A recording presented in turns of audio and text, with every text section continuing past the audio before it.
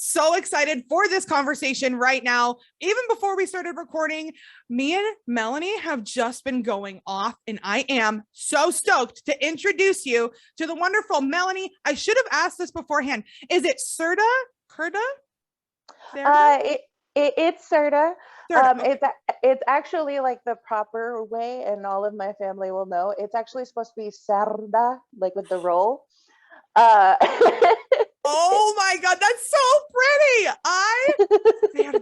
Now I got like one. I'm gonna have to practice my O's. What? I don't know what just left my if this is any indication about how this episode is going to go. All right, so since we've clearly defined that I can't talk today, Melanie, introduce yourself. Who are you? What do you do? And let's just start diving into your story. I love it. So my name is Melanie. I do me. I usually do customer service. I mean, that's what I do for money.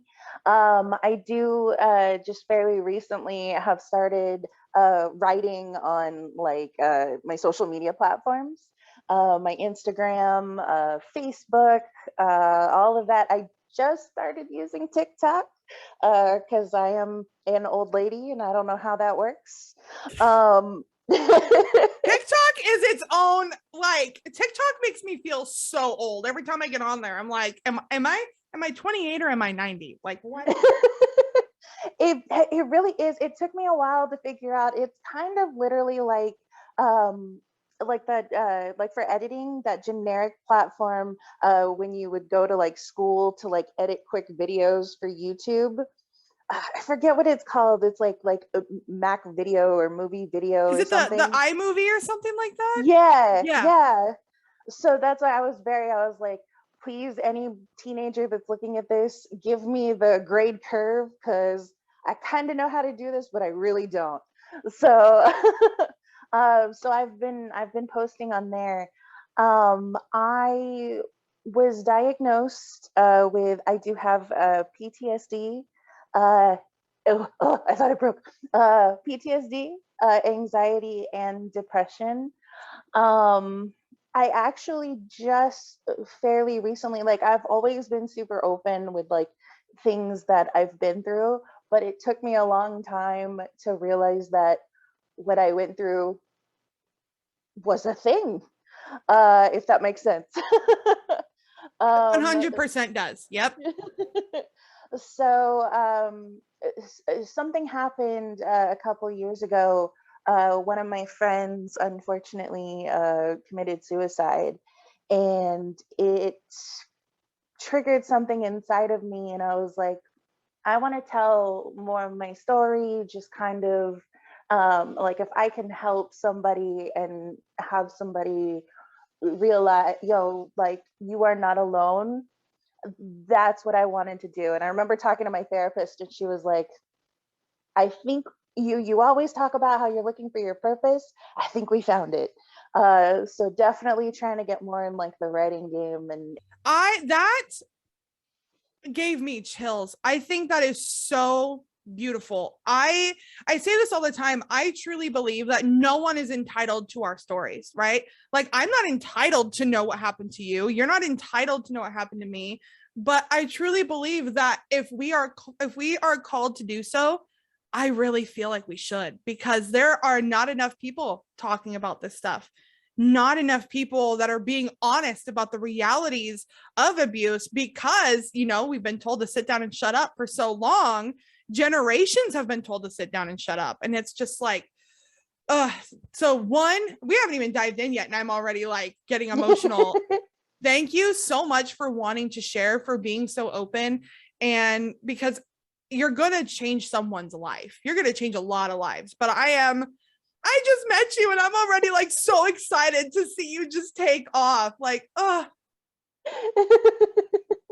I love it. I don't know. I think I agree with you totally, because I cannot tell you how many times I've been told, especially in like the workforce, and then a lot of like the older people in my life that are like, you got to get over it.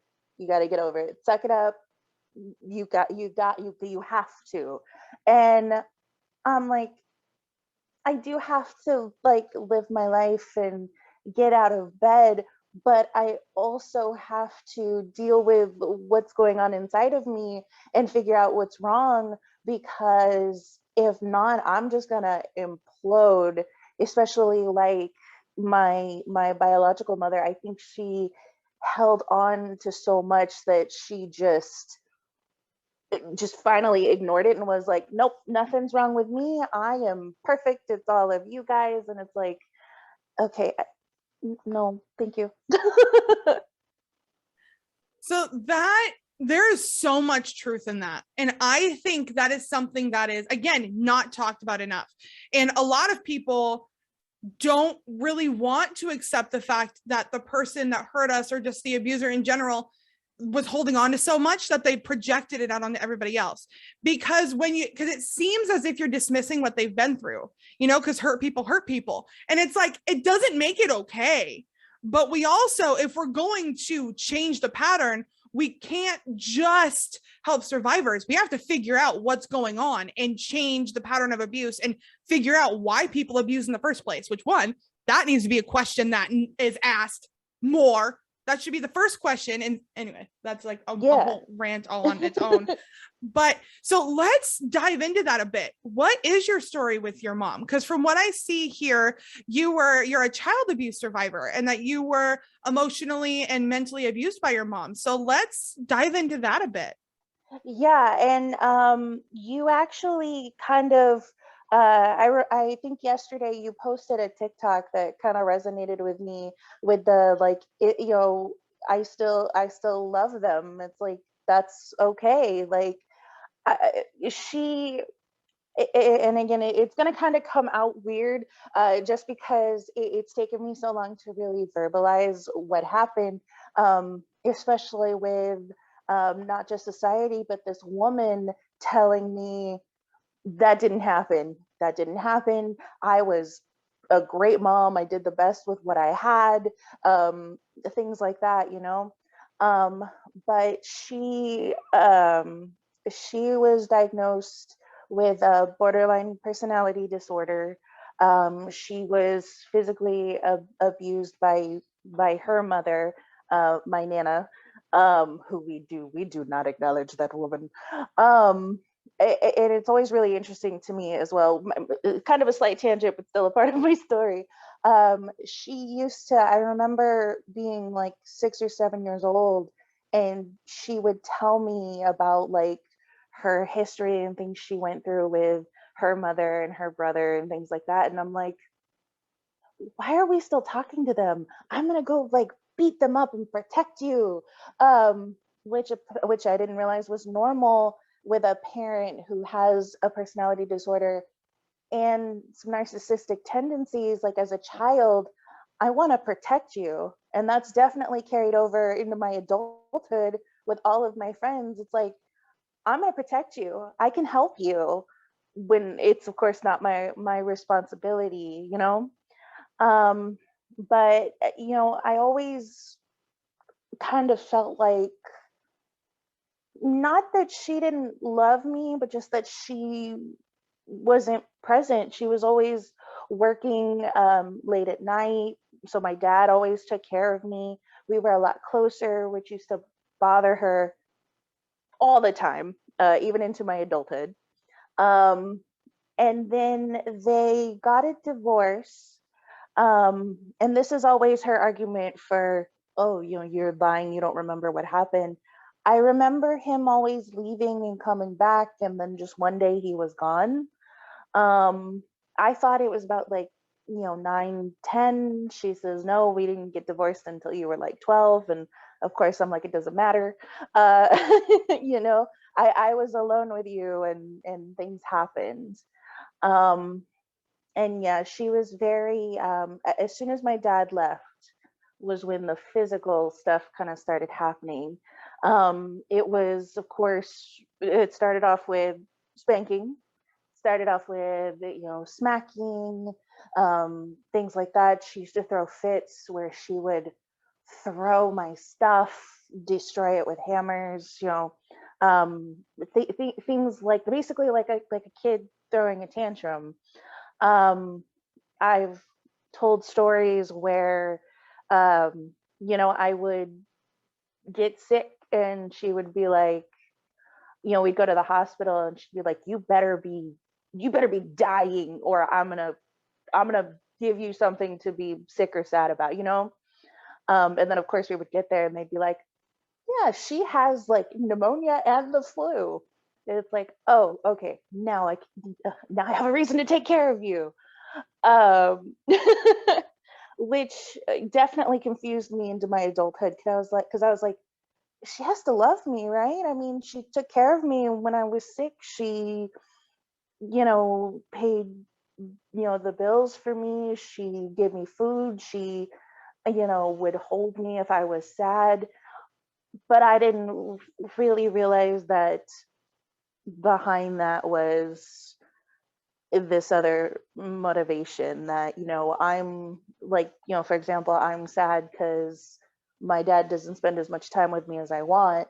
But I didn't realize that she was like brainwashing me to be like, oh, your dad doesn't want to spend time with you, he doesn't like you, he wants his wife more than he wants you. Um so a lot of things like that. Um i and I didn't realize how serious it was, because when she was abusive with me, it was always like, oh, you think this is bad? I was abused when I was your age. Now, my mom used to do this and this and that. This is nothing. Um, she would tell me things that, like, oh, this is, other people have been through this. This is nothing. Um, so um, when I finally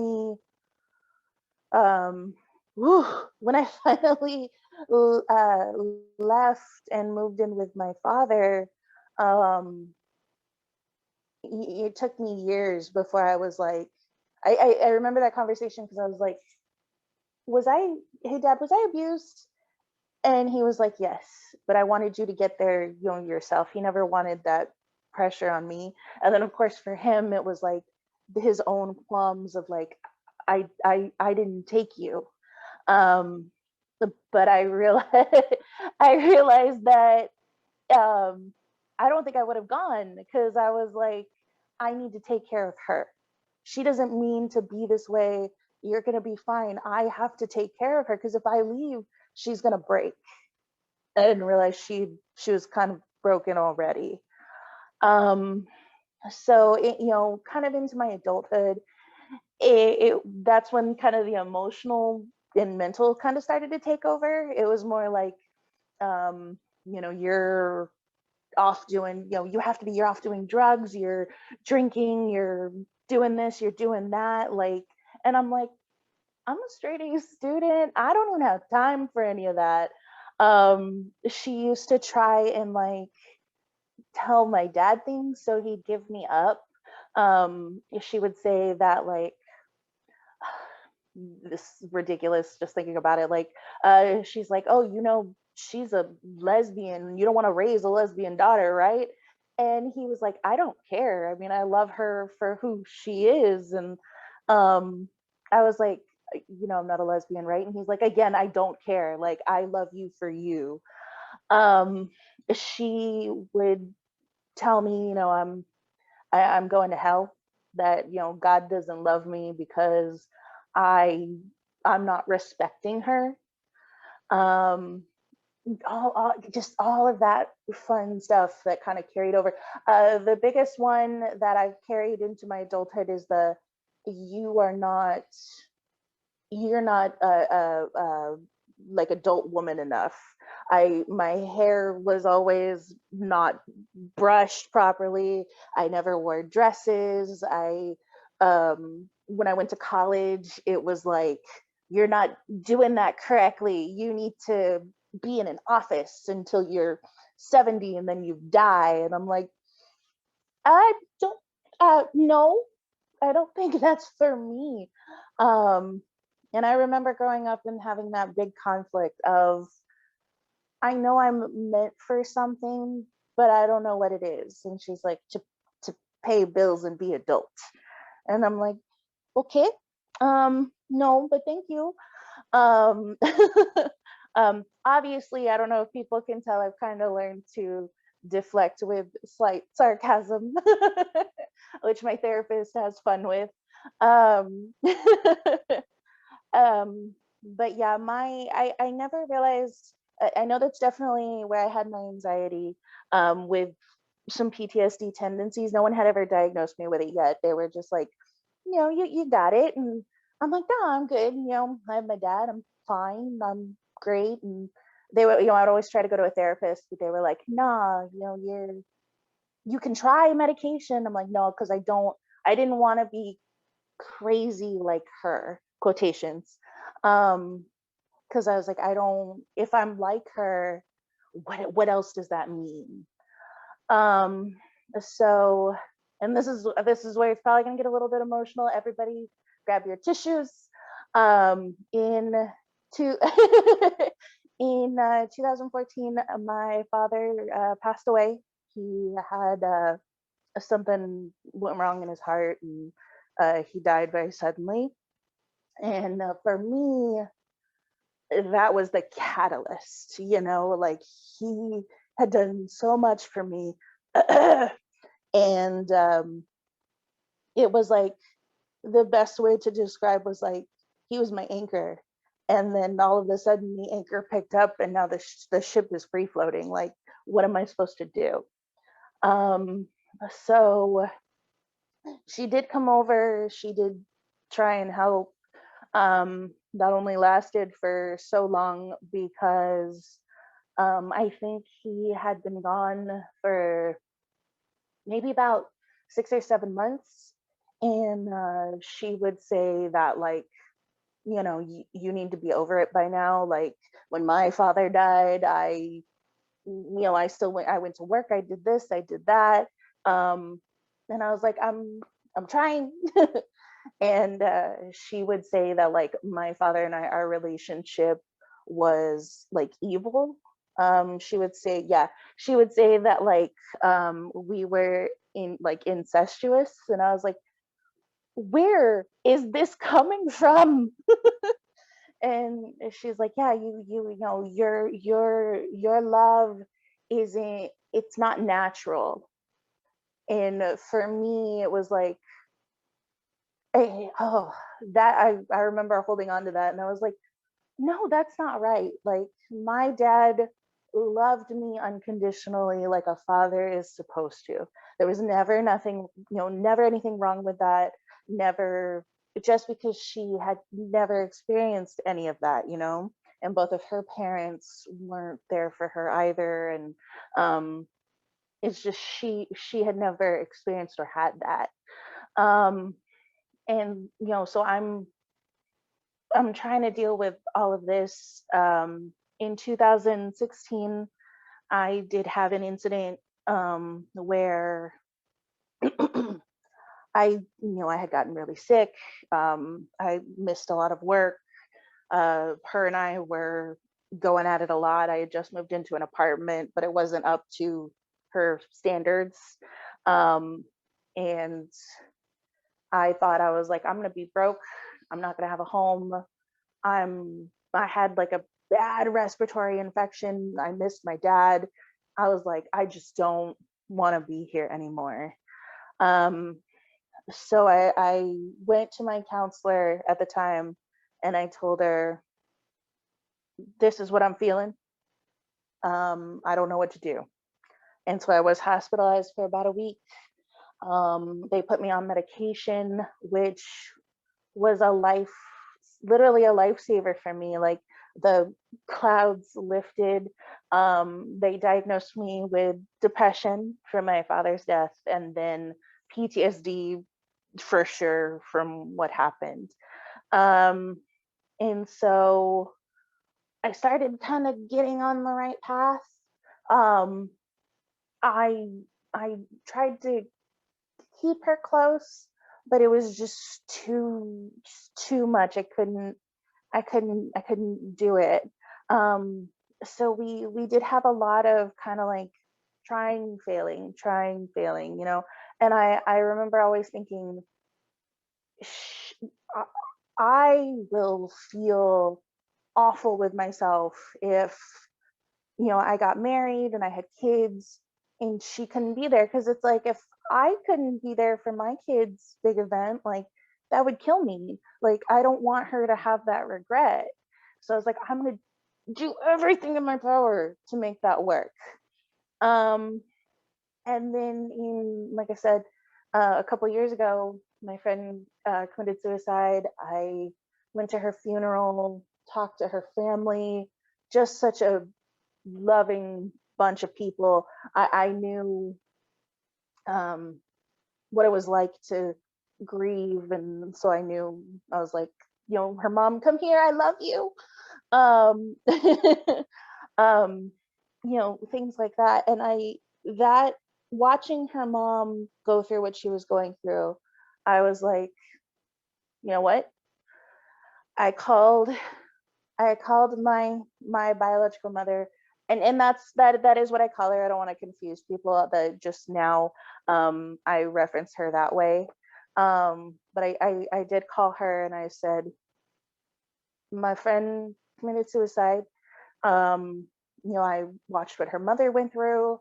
I don't want, if something ever happened to me, I wouldn't want you to live with that regret. Which, thinking about it now, like, I was still making it about her, not about me.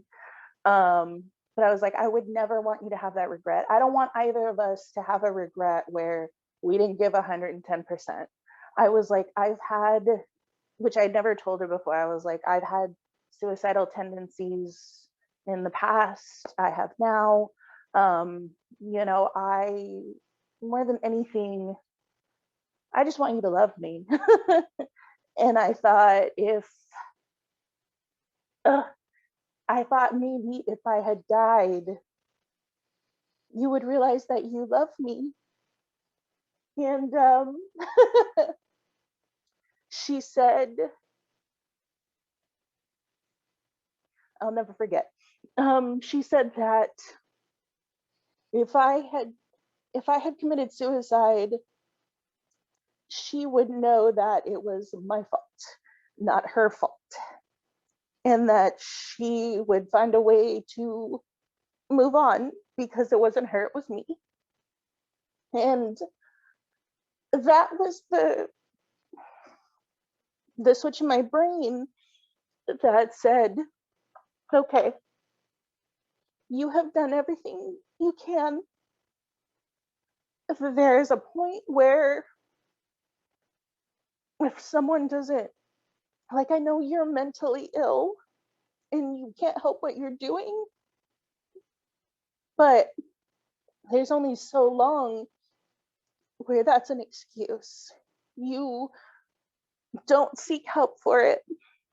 You don't work on the relationship. It's always going to be me.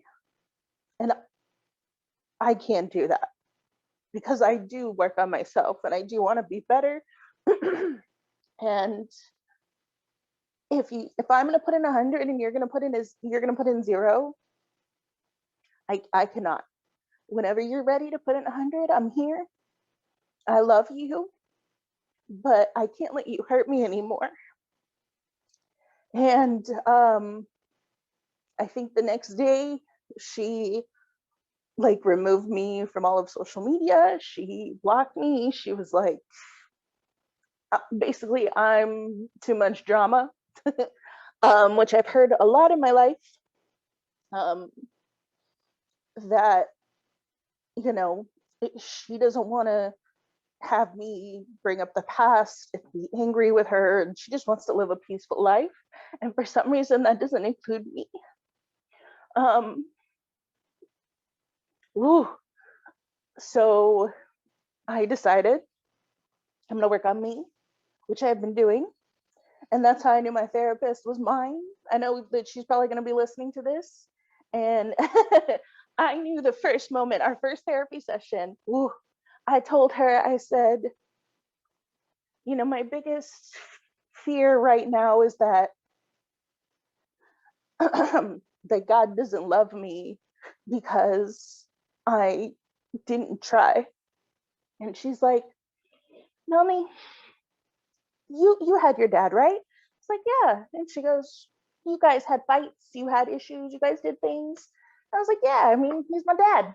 And she's like, so how would you think of, the Heavenly Father? And I was like, like a father. And she's like, and he loves you unconditionally, like your dad, right? And I was like, ah, my soul.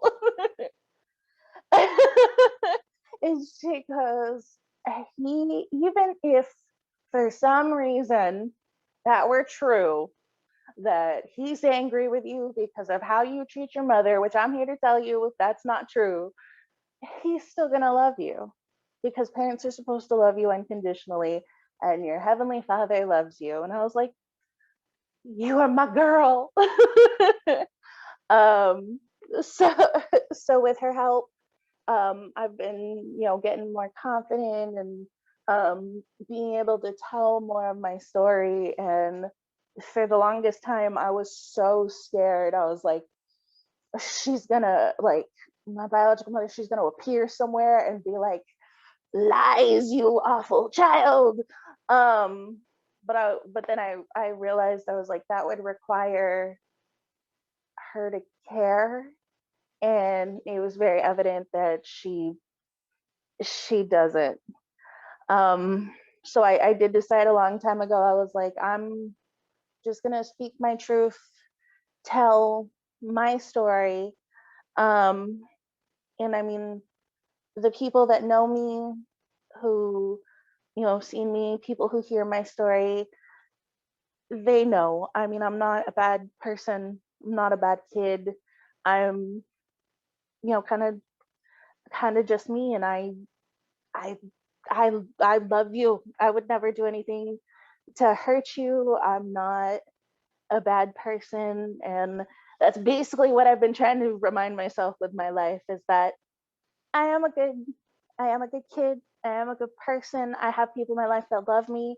Um, the woman that I call mom now, she's beautiful. She was my stepmom. She was married to my father. When he died, she's been there for me and my brother. She's just this beautiful soul. Oh, I know she's gonna cry because I'm about to cry. She showed me what a mother was supposed to be. And that just, to have somebody, when you come out of an abusive relationship, to have somebody show you what it's supposed to be like, it hits differently. And you definitely want people to realize, and if that's a message that I could share, is definitely appreciate the relationships that you have, because I mean, it could be so much worse. And just to have, like, my mom call me and tell me, hey, I love you and I'm proud of you, I had never experienced that before. And I love it. So I've been through some stuff, but I'm trying to move on and be better. And that's what I was saying. If I can make somebody realize that you're definitely not alone, because I thought I was. We got you. Oh my God. I had to keep myself muted that whole time, because or else all you would have heard was my blubbering. Like that. Oh, I knew these conversations were going to be intense, and I knew that they were going to be more than, like, because you can't really prepare yourself. You can prepare yourself, but not really for what's going to be hit. And for one, I just want to say, I feel like you just took me to church. Like there was so much that I personally related to. And I know that there are so many that are listening that can relate. I mean, the part about, oh my God, no, I'm not, because if I start, it's not going to stop. Like I am one, I personally too, I believe in God personally. If you don't, take what you can from what I'm about to say and throw out the rest. I love you regardless of what you believe in. But I used to get so mad at people when they would say God doesn't make mistakes. And I would say, yes, he did, because he made me. I said, yes, he did, because I'm here. So obviously God effed up somewhere, or else I wouldn't be here. And for so long, I assumed that I was God's first mistake. And that because of that, I either had to A, earn the love, or B, give it up because I was never going to get it.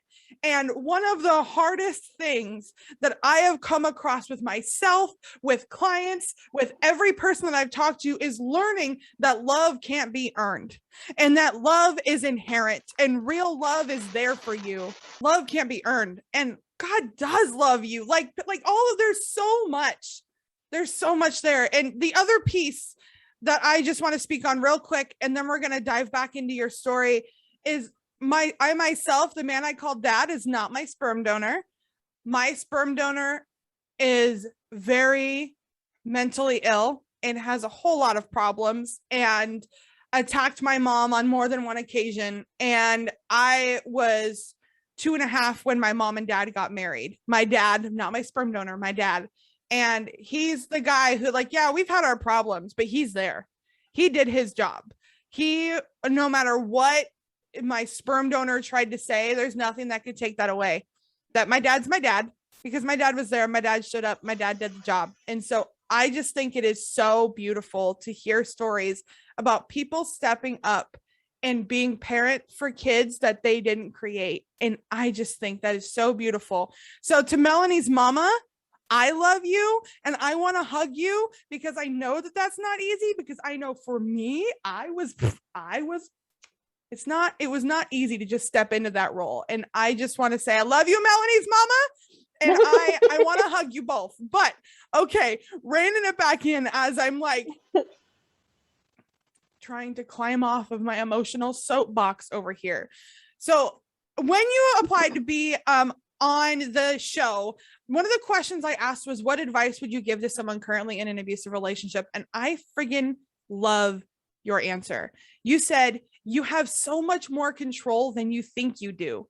I think that's the hardest thing I think that's been the hardest thing for me to overcome. Hell, I'm still dealing with it. I still hear her voice and feel like I'm a burden, that I'm meant to be a failure. Who's going to love me or care about me when someone's own biological mother didn't want her? I can't keep reading, or else I'm going to start crying again, because I relate. I told you before we started recording, you're my person. I am just claiming you as like my person now. But when you say you have more control than you think you do, what do you mean? What stands out with that statement? And that's a big thing that I hear a lot, especially with stories like, I forget her name, with the girl who was in the wheelchair and her mother kept telling her she was sick. Something Rose. Something Rose. Yes. Someone will remember it and be like, yes. If you remember, I need you to send me and Melanie a DM, because now I need to know. Yes. People would say, why didn't she just leave? Why didn't she just get up and go?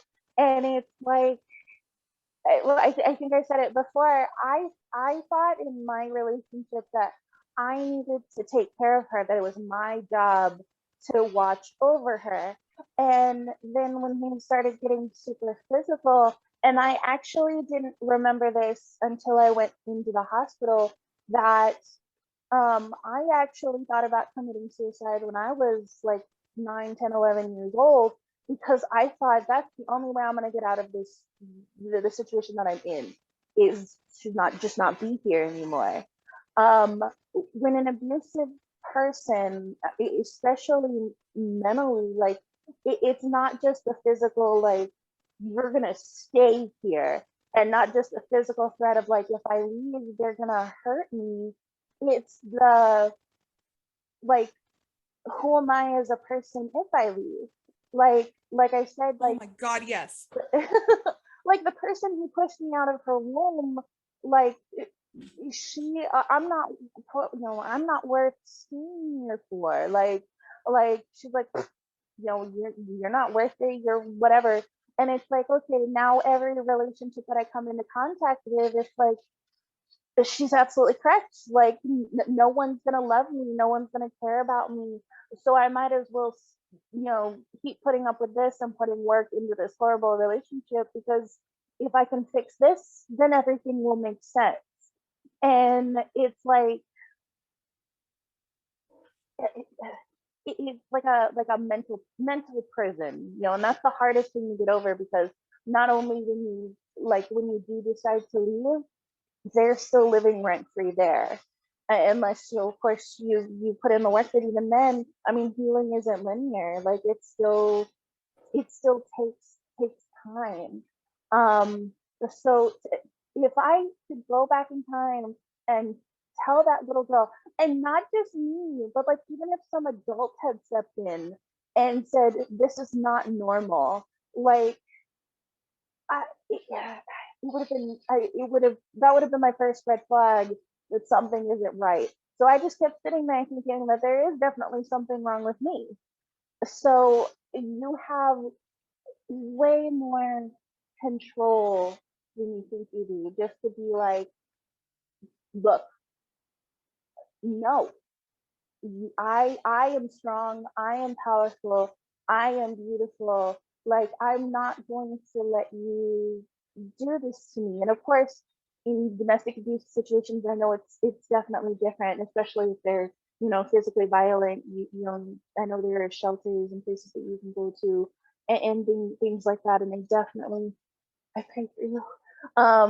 But but yeah, you definitely have the control and the will. It's finding the strength, and then to have to circle back, like a society that will remind, this isn't okay. This isn't, not only is this not okay, but I'm here for you. We're gonna make it easier. Which I'm in Texas, and I'll say it. Texas is not great with helping people with mental health issues, and especially like abuse situations. Like, I, that's a whole other podcast episode on a whole other tangent, but we definitely need to be here and be more active in helping people, having a pillow to land on when they do find that control and that ability to leave, instead of shaming them and being like, you should have done better, Oh, if you do not get me started on the whole, oh, you should have left, you shouldn't have left sort of stuff. And I have heard very similar things about Texas. I can't say a ton on it now because I don't know all of the details and probably won't until early next year.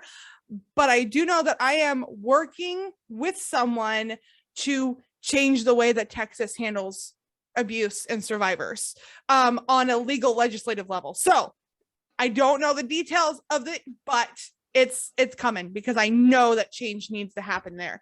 That there's, oh my gosh, I feel like every third sentence you say something and it just could be a whole episode. It's like, I think we should just have a series that's dedicated to Melanie, because you are so powerful and you have so much to say and your voice is so captivating. Like, when you talk, people want to listen. And I'm already thinking, so I can't do anything small. Like, when I get an idea, it automatically goes to the largest possible thing. And I'm already like, okay, well, I want to get in schools and I want to talk, and maybe me and Melanie can partner together and she can start speaking to kids on this stuff, because I'm already like, okay. So Melanie, you are all never required to say yes, but just know I may be blowing up your inbox, because I am so in love with who you are as a person. I'm like, I love your, anyway. Okay. This is not the Karleigh gushing show, but I love it. I'm here for it. I'm actually about to cry, because just to and again, I keep saying it, like, I moved you, come back to me. um to have, most of my life be silent, you know. To have somebody tell me that I'm worth listening to and you keep moving, come back to me. It just, it means so much to me. Like, you have no idea. And to like I said, it took me, I'm 30. It took me 29 years to figure out what my purpose is. You know, to help people. So, girl, I'm here. Okay, now it's on here. Y'all heard it. She gave me permission to harass her inbox. So it's gonna happen. And that is why I wanted to do this in the first place, because this has been on my mind a lot. I mean, to be completely honest, I was just overwhelmed at the idea, because I was like, okay, how am I going to do it? How am I going to keep the people safe that do need to remain anonymous? How am I? And so in my mind, like, I was like, I need to have everything perfect before I do it. But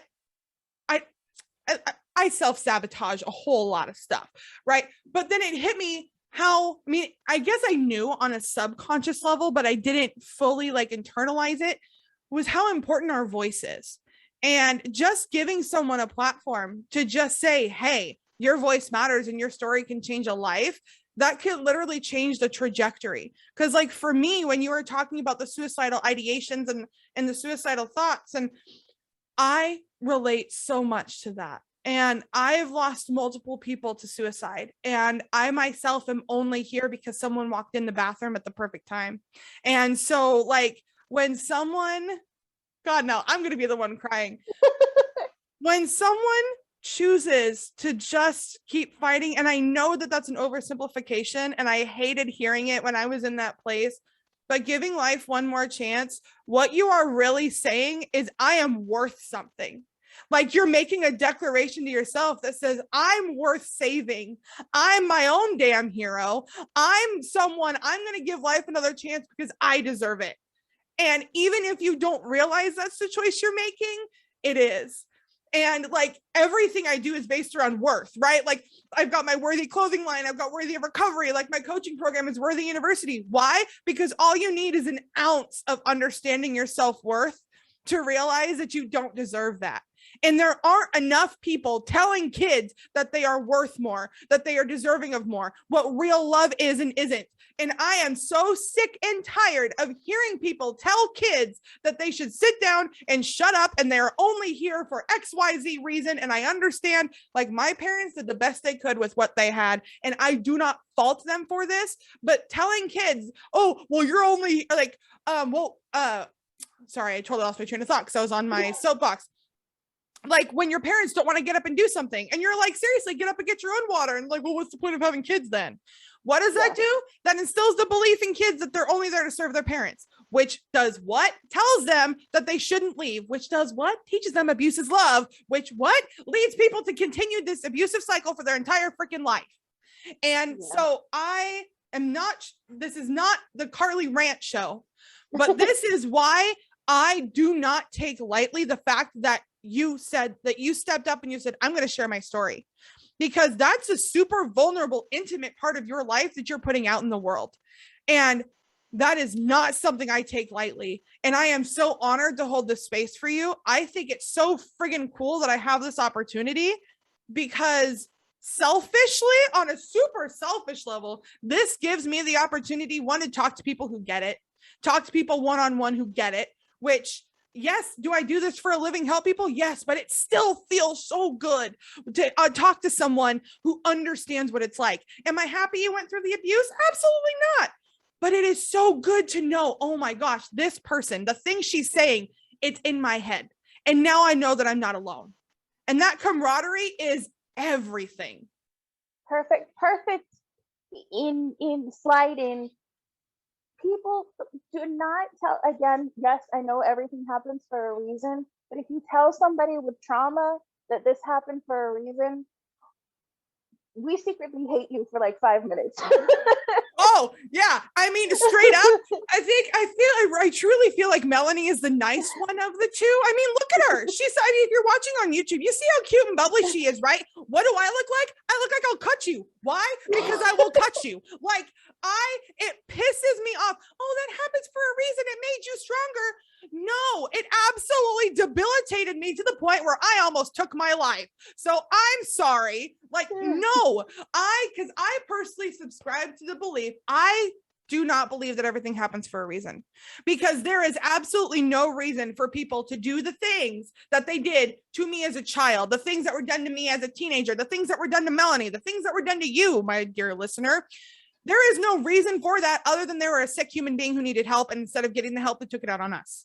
But I do believe in finding a reason for everything. So I could take what I went through and I could continue to stuff it and live miserably, or I can take that and go, you know what, this happened to me. What can I use that for? What part of my hero origin story is this? Because yes, I'm a Marvel comic nerd. All right. What's my hero? Yeah. What's my hero origin story? And I took this and I went, okay, all of X, Y, and Z happened to me. I want to use this to help the world. And that shifted so much for me. So yes, I don't even echo, I amplify what Melanie said. Do not look at someone who opens up to you about their trauma and say, well, everything happens for a reason. And that's going to be the reason why my fist meets your face. Like, straight up, I'm not nice. Melanie is nice. I'm not. Just saying. I'm just. Yeah, I am nice. Don't let that fool you. It is not. It is not weakness. A lot of people see my kindness as weakness. No, one thing I am glad that I am. I had to actually be convinced of this. One thing I am glad that I got from my therapist calls her my egg donor, like your dad and sperm donor. I have her sass, so if you come at me too much, I can whip that out and defend myself. So Right? there, trust me, yeah, there is a way to say something, and I know my friends try and tell me, when people say things like that, their heart is in the right place, and it's like, I agree with you, but it's also kind of tact, there's tact there. So like when my dad died and people would come up to me and say, oh, everything happens for a reason, it's like, okay, so you're telling me a person who found her father, someone who saved my life, on the on the floor not breathing, oh, it happens for a reason. No. Yeah, I mean, no. I mean, yeah, there's a reason. It's a reason because life is shit sometimes. Like, that's the reason. And I'm sorry, Susan, if you're not going to sit here and pay for my therapy bill, walk away. Give me a hug if I allow it, because sometimes I want to hug and sometimes I want to punch you. Like, ask, get your hug, and then go away. Like, I understand. And that's another thing, too, that needs to be talked about more, is that the whole, you can't keep hiding behind, well, they had good intentions. I don't care. Intention and impact are two different things. Someone's intention could lead to someone taking their life. And you are now a conduit for someone who murdered themselves. So, I mean, so as far as I'm concerned, you're a part of that. And yes, is that harsh? Yes. But that's fact. Like, we can't keep hiding behind good intentions. Instead of worrying about, oh, well, they have good intentions, why don't you just shut up and ask what they need? I don't want your good intentions. I either want you to leave me alone or help. If you can't do one of those two things, walk away. It's definitely a good teaching opportunity. I have found that when someone comes up to me and they say something like that, or your mother did the best with what she had, or something like that, then it's a good time for me to be like, let me teach you some things. Let's have a have a conversation. I have the time. We can sit here. We can talk. I have a friend, and she knows who she is. She was one of those very like, you respect your mom, you respect your dad. Like, you have to, no matter what, get out of bed, suffer through it, whatever. And we worked together, and the more conversations that I had with her, she was like, you've shown me a whole different side, and I realize now that I'm also suffering through some things that I didn't even realize. So I definitely find it as a teaching opportunity. I also feel that the opposite is true, where if I'm teaching you and you're not like receptive to what I'm saying, or if we talk about it and then the next day you come at me again, then it's like, okay, yeah, now you're not worth my energy. You're not worth my energy. You're taking my energy. So um, you can very politely uh, get away from me. That, yes. And that is something I know we're running out of time here, but there's just, oh my gosh, like I feel like I could just talk to you for like the next 20 hours. Wow, that's such a random thing to say, 20 hours. That's so specific. Anyway, but that's how I teach when I teach boundaries and talk about boundaries. It's that same thing. Like, explain to someone, because if you abruptly change how someone's been treated, you change what you allow people to, you change how you allow people to treat you. I don't know why I'm struggling with my words, but when you change that abruptly, not everyone is horrible on purpose. Sometimes it's just they've done it for so long, it's habit. So you tell them and you say, hey, I'm not allowing this anymore. And then after that, it's up to you. Sometimes you give them one more chance to be like, to break the habit. But then beyond that, it's like, okay, now you've made a choice. You've shown me your true colors. Thank you for showing me your true colors. I appreciate you letting the trash take itself out, but I'm done and I'm not allowing this anymore. And that is something that I commend you for. Because that is the thing that I find a lot of people have the most trouble with is setting the boundaries isn't hard. Communicating the boundaries isn't hard, but enforcing them and being like, no, I'm not going to let you treat me that way. That is the most difficult thing to do because you risk so much. You risk losing that person. And even more so, you risk finding out that they never cared about you as much as you hoped that they did, which is like, there's so much. So Melanie, I am so grateful to you. I am going to be blowing up your inbox. I'm so excited to talk with you more, work with you more. I've got so many ideas. I am so ready for another conversation. But before I let you go, for the people that want to start reading your wonderful writing, they want to see you rocking it on TikTok, where can everybody connect with you? I knew you were going to ask for this, and I wrote it down, and it's all the way over there. It's definitely on Instagram. I know it's Madmel, MADMEL 91. I think on TikTok it's the same thing, but there's like an underscore in there somewhere. We'll put it in the show notes. Don't worry. Just go to the show notes and connect in all the places. As my brother tells me, because I'm old, I definitely work better on Instagram, so I know how, like, I memorized everything there. But yeah, definitely always try and keep that Mad Mel. And then usually it's a 91 because that's when I was born, or a 21 because that was when I actually started using social media. My dad and my mom were very confident in the you're not going to use social media until you kind of become an adult. And of course, I was born in the 90s, so I was like, whatever. I don't need my social media. Of course, now I'm 30 and I'm like, give it to me. Yeah. So I feel that. Yeah, I was born in 93. And so like you, I'm sure you remember like the MySpace days, right? I remember, and now looking back, I shouldn't have been on there. It was horrible. I shouldn't have done it. But I remember like sneak making my MySpace and figuring out HTML. And then all of a sudden Facebook came and wiped out everything. And now I'm like, I don't know what I'm doing. MySpace definitely had because we were basically internet coders for free. Like, because you had to type in the code to get the background. And right? Like, straight up MySpace. I mean, everything I learned then is now obsolete, but I was the ish for a long time. Like, I learned HTML coding through MySpace, and then I took like some classes on it, and I was really into it. Now everything that I learned then is just pointless because it's all updated and weird now. But it's just like, exactly. Man, y'all need to respect your elders. All of y'all on IG, just be grateful you didn't have to literally build your profile. You post a picture and you put in a bio, bam, you're done. Like, be grateful. We ran so you could walk. Okay. Throwing it out there. To all the peeps calling us old. Was it the elder millennials? Elder millennials. Yes. By the way, this is not sponsored in any way. obviously. I mean, Eliza Schlesinger, if she listens to my show, I would cry. Like, it would make me so happy. Elder Millennial, best comedy show ever on Netflix. Random plug, but that just made me think of it. Melanie, I am so grateful for you. Thank you so much for your time. One more thing before I let you go, because I'm that person. I'm like the mom that says we're going to leave in 5 minutes and then we end up leaving in like an hour. I'm literally that person.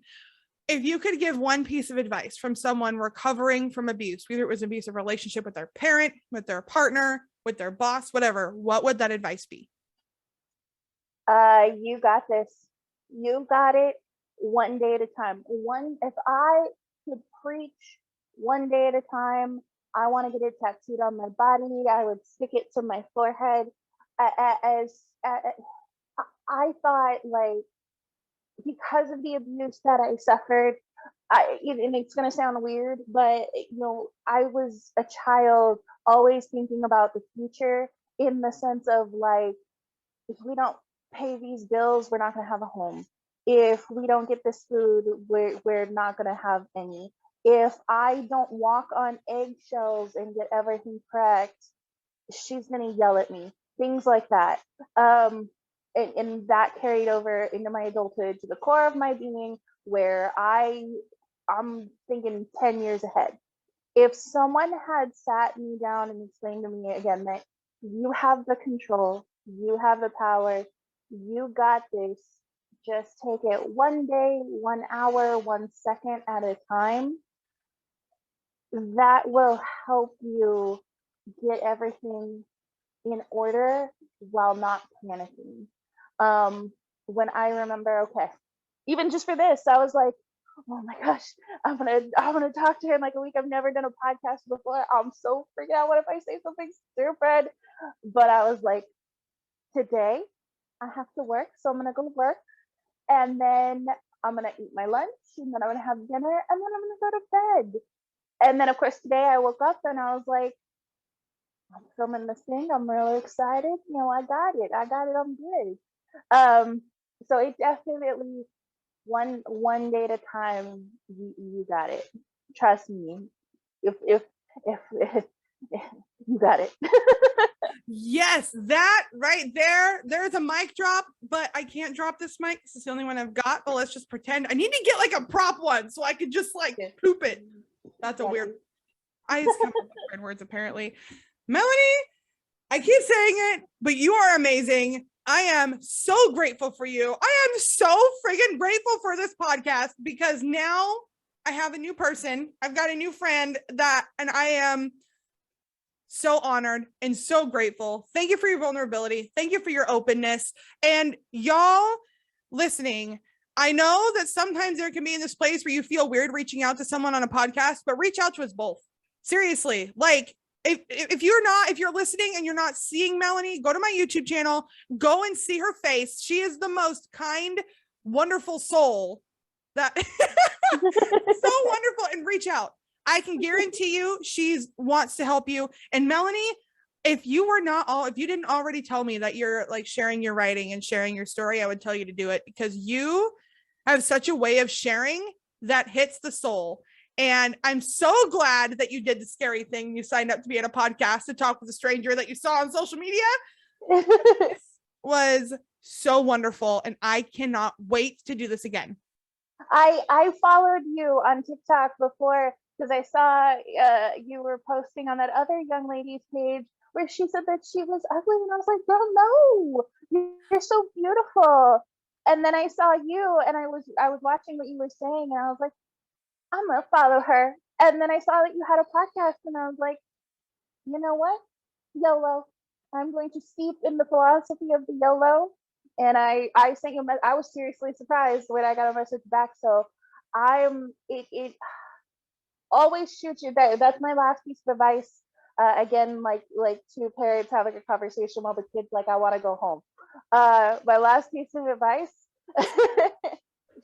shoot that shot. Like, I can't tell you how many opportunities I've probably missed out on because I was too anxious to give it a try. Like, I love your energy, and I think you're beautiful, and I'm definitely down to do this again, because I love it. I love it, and I love you.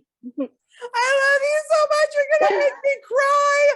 Melanie, I love you. Thank you so much. Yeah, no problem.